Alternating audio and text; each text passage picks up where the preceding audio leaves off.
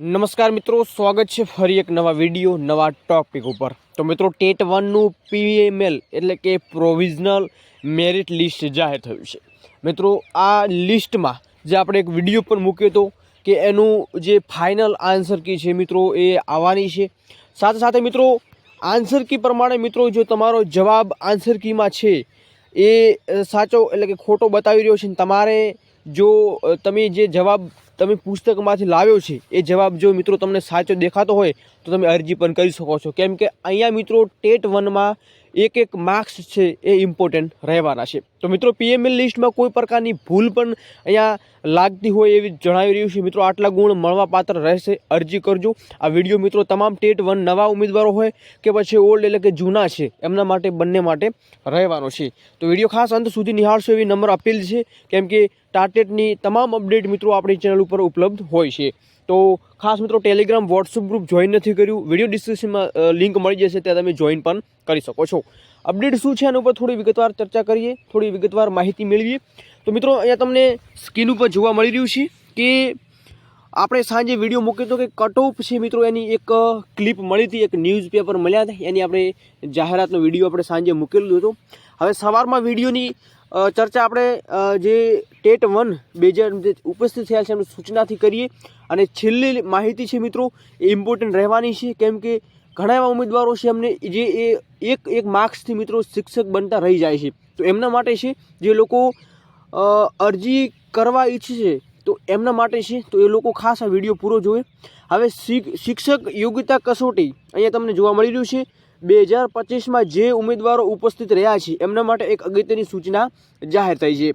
તારીખ 21/12/2025ના રોજ લેવાયેલ ટેટ 1 જે 2025માં ઉપસ્થિત રહેલા ઉમેદવારોને જણાવવાનું કે આ પરીક્ષાની પ્રોવિઝનલ આન્સર કી એટલે કે પીએમએલ મિત્રો એ જાહેર થયું છે। જે અહીંયા જોવા મળી રહ્યું છે પ્રોવિઝનલ, તો એ આન્સર કી પ્રમાણે ઘણા એવા ઉમેદવારોના મનમાં સવાલ આવશે કે ભાઈ આ મારો પ્રશ્ન સાચો છે પરંતુ ખોટો શા કારણે આપવામાં આવ્યો છે। તો મિત્રો એની પણ આપણે ચર્ચા કરવાની છે। 24/12ના રોજ પ્રસિદ્ધ કરવામાં આવે છે। પરીક્ષાના પ્રશ્નપત્રમાં કોઈ પ્રશ્નમાં ઉત્તર બાબતે આપ રજૂઆત કરવા માગતા હોય તો સામેલ રાખેલ નિયત પત્રમાં તમામ વિગતો ભરી જરૂરથી આધાર સાથે બોર્ડના ઈમેલ એડ્રેસ ઉપર તમારે સેન્ડ કરવાનું રહેશે। તો મિત્રો કેવી રીતે સેન્ડ કરવાનું છે એની પણ તમને સંપૂર્ણ માહિતી આપણે આજે વિડીયોમાં આપવાના છે, કેમ કે એક માર્ક્સ મિત્રો ઇમ્પોર્ટન્ટ રહેવાના છું, પછી પાછળથી મિત્રો આપણને અફસોસ થાય એ યોગ્ય નથી। તો વધુ માહિતી મેળવીએ તો આધાર સાથે બોર્ડના ઈમેલ એડ્રેસ એટલે કે અહીંયા ઈમેલ એડ્રેસ બોર્ડનું આપેલું છે, અહીંયા તમને સ્ક્રીન ઉપર જોવા મળી રહ્યું છે। ઈમેલ એડ્રેસ દ્વારા મોકલી આપવાનું રહેશે। જો એક કરતાં વધુ પ્રશ્નો રજૂઆત કરવાની હોય તો પ્રશ્ન દીઠ અલગ અલગ પત્રમાં રજૂઆત કરવાની રહેશે। મિત્રો ખાસ તમારે આ વાત છે ધ્યાનમાં રાખવાની છે। મિત્રો ખાસ રજૂઆત મોકલવાનો સમયગાળો મિત્રો 31 તારીખ સુધી છે, એ ખાસ તમારે આ મુદ્દો ધ્યાનમાં રાખવાનો છે, કેમ કે ઘણા ઉમેદવારો હોય છે કે આજ કરીશું કાલ કરીશું પછી એ તારીખ જતી રહેશે। જે પ્રશ્નના ઉત્તર અંગે રજૂઆત કરવી હોય તેના આધાર માટે રજૂઆત કરવામાં આવતું પુસ્તક સરકાર દ્વારા પ્રકાશિત થયેલું હોવું જોઈએ, એટલે કે કોઈ ખાનગી પ્રકાશનો દ્વારા પ્રકાશ થયેલા પુસ્તક સાહિત્યના આધારે માન્ય રહેશે નહીં। મિત્રો જે સરકાર માન્ય છે એ જ તમારે ઇમ્પોર્ટન્ટ રહેવાનું છે, તો એ પુસ્તક પર તમારે સમાવેશ કરવાનો રહેશે। આધારો વગરની રજૂઆત ધ્યાનમાં લેવામાં આવશે નહીં। મિત્રો આધાર છે એ ખાસ ઇમ્પોર્ટન્ટ રહેશે। જ્યારે તમે આધાર સાથે એ રજૂઆત કરશો, એ અરજી કરશો ત્યારે જ એ સરકાર માન્ય રહેશે। તો સમય મર્યાદા એટલે કે 31/12 સુધીમાં તમારે આ ખાસ અરજી છે એ ધ્યાનમાં લેવામાં આવશે। હવે ઘણા ઉમેદવારોના મનમાં સવાલ હોય છે કે ભાઈ જે સૂચનાઓ તો આવી ગઈ છે પરંતુ અરજીઓ કેવી રીતે કરવાની છે, તો એની પણ આપણે થોડી ચર્ચા કરીએ। મિત્રો અહીંયા તમને ટેટ 1 એક્ઝામ જે પ્રોવિઝનલ આન્સર કી એ તમને જોવા મળી રહ્યું છે, મેરિટ લિસ્ટ પ્રોવિઝનલ એક આન્સર કી જાહેર થઈ છે। હવે એ મીડિયમ ગુજરાત, ઇંગ્લિશ ને હિન્દી ત્રણે છે, જેમાં 24 તારીખ છે। અહીંયા તમારું જે પ્રશ્ન 1 છે એનો જવાબ શું છે એનો જવાબ સાથે તમને આન્સર કી આવી દીધી છે। હવે ઘણા એવા ઉમેદવારો છે એમને એ આન્સર કીમાં પ્રોબ્લેમ હોય છે, તો હવે એના ઉપર શું કરવાનું છે। તો મિત્રો આ છે પ્રશ્ન પેપરના કોઈ પ્રશ્ન કે પ્રોવિઝનલ આન્સર કી જવાબ અંગે જે કોઈ રજૂઆત કરવા માંગતા હોય તો મિત્રો એ રજૂઆત છે એ ખાસ આવી રીતે કરવાની રહેશે। એની આપણે વિગતવાર માહિતી મેળવવાના છીએ। વિડીયો ખાસ અંત સુધી નિહાળશો અને છેલ્લીની અપડેટ ખાસ રહેવાની છે। અહીંયા પરીક્ષાનું નામ લખવાનું છે, ટેટ 1 2024 પરીક્ષાનો સીટ નંબર. મિત્રો આ ખાસ તમારે યોગ્ય રીતે લખવાનું છે, સાચો સચોટ.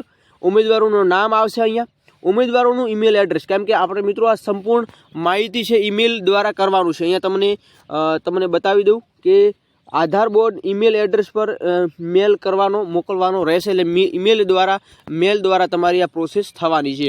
તો ઈમેલ આઈડી છે એ મિત્રો તમારી સચોટ લખવાની છે, ઉમેદવારોનો મોબાઈલ નંબર લખવાનો, જેથી એ લોકો તમારો સંપર્ક કરી શકે. પરીક્ષાનું માધ્યમ લખવાનું છે મિત્રો, કયા માધ્યમ છે. પ્રશ્ન નંબર લખવાનો છે. પ્રશ્ન પુસ્તિકા સિરીઝ મિત્રો તમારી જે સિરીઝ છે એ ABC સિરીઝ લખવાની છે. પ્રશ્નની વિગતો લખવાની છે, શું વિગતો છે. તો આટલું મિત્રો તમને સમજાઈ ગયું છે. આવી રીતે તમારું ફર્સ્ટ પેજ છે એ ફોર્મ ફિલઅપ કરવાનું રહેશે. બીજી વાત કરીએ તો પ્રશ્ન નંબર છે, પ્રશ્નની વિગત સાથે પ્રશ્નના ઉત્તર વિકલ્પો તમારો A હોય, B હોય, C હોય કે D હોય એ તમારે ત્યાં લખવાનો રહેશે. પ્રોવિઝનલ આન્સર કીમાં દર્શાવેલા ઉત્તર વિકલ્પો એટલે કે ABC પૈકી તમારો પ્રશ્ન હોય એ અરજી કરવાની હોય એ તમારે અહીંયા લખવાનો રહેશે. જે ઉમેદવારોના પ્રશ્ન જવાબ અંગેની સૂચનાઓ અંગેની ટૂંકમાં એ અહીંયા પણ લખવાની રહેશે. તો મિત્રો આઈ હોપ કે તમને અહીંયા સુધી પણ માહિતી મળી ગઈ હશે. બીજી વાત અહીંયા પ્રોવિઝન આન્સર કી પ્રમાણે ઉમેદવારોની સૂચનાઓ રજૂઆત અહીંયા લખવાની છે. હવે મિત્રો રજૂઆત સમર્થન રજૂ કરેલા પ્રકાશિત દ્વારા જે સરકાર દ્વારા માન્ય છે એવા પુસ્તકો જ અહીંયા લખવાના છે. એટલે કે એવું નથી કે ભાઈ આપણે અહીંયા થર્ડ પાર્ટી કંઈ ખાનગી એપ્લિકેશનો છે એમાંથી પુસ્તકથી વાંચી, એવું નહીં મિત્રો. સરકાર માન્ય છે એ પુસ્તક પ્રમાણે જ અહીંયા છે એ ધ્યાનમાં લેવામાં આવશે.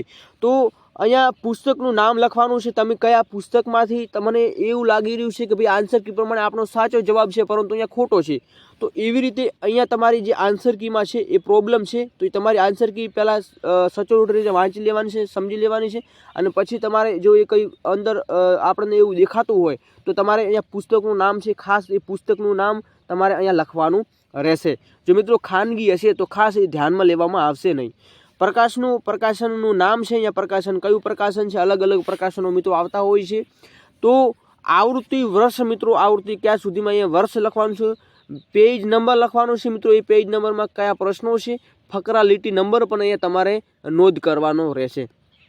નોંધ મિત્રો એ છે કે ઉપરોક્ત ક્રમ નંબર મિત્રો 13 જે દર્શાવ્યા વિગતો આધારે સ્કેન કરી અપલોડ કરવાના આવશ્યક રહેશે. મિત્રો તમને અહીંયા જોવા મળ્યું છે માત્ર રજૂઆત લગતા 1 કે 2 પેજના આધારો અપલોડ કરવા છે. આ આધારો વગરની રજૂઆત ધ્યાનમાં લેવામાં આવશે નહીં, જેની સ્પષ્ટ નોંધ પણ લેવી. તો મિત્રો આ ખાસ થોડું અટપટું આપણને લાગી રહ્યું છે અપલોડ કરવાનું એવું, પણ પરંતુ તમે એક વખત તમે એ પ્રોસેસ જાણી લેશો એટલે તમને ઇઝી રીતે તમે એ સંપૂર્ણ પ્રોસેસ કરી લેશો. બાકી મિત્રો જો એક પણ એવા પ્રશ્નોમાં એવું ભૂલ રહેશે તો મિત્રો ચોક્કસ તમે આપણા કમેન્ટ સેક્શનમાં કમેન્ટ કરજો. આપણા બનતા પ્રશ્નો તમને ચોક્કસ તમને જવાબ આપવાનો પ્રયત્ન કરીશું. બાકી આના રિગાર્ડિંગ કંઈ નવા અપડેટ મળે છે, ચોક્કસ માહિતી મળશે. ત્યાં સુધી જય હિન્દ, જય ભારત, જય સંવિધાન.